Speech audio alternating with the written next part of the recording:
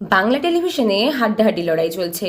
বিরাট রদবদল ঘটেছে এবারের রেটিং চার্টে।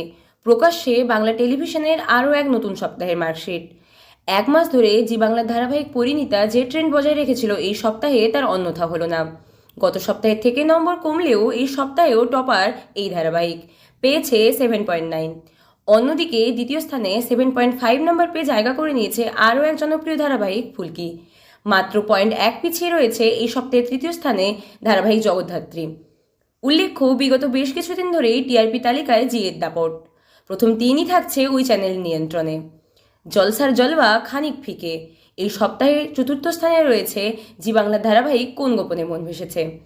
প্রথম পাঁচে একমাত্র জায়গা করে নিয়েছে স্টার জলসার ধারাবাহিক গীতা এলএলবি। গত সপ্তাহে ওই ধারাবাহিক পেয়েছিল 7.0।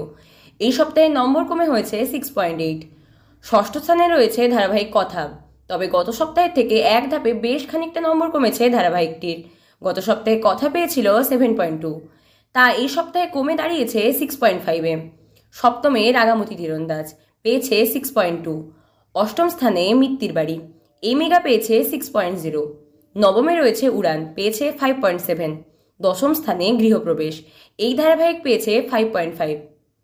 দর্শকদের মনোরঞ্জনের জন্য প্রতিটা গল্পে আসছে নতুন নতুন টুইস্ট, পাল্টাচ্ছে বেশ কয়েকটি মেগার সম্প্রচারের সময়ও, আসছে আরও কয়েকটি নতুন ধারাবাহিক। অন্যদিকে শেষ হচ্ছে বেশ কয়েকটি মেগা। এই হাড্ডাহাড্ডি লড়াইয়ের মাঝে টিআরপির লড়াই কে এগিয়ে থাকে তা তো সময়ই বলবে।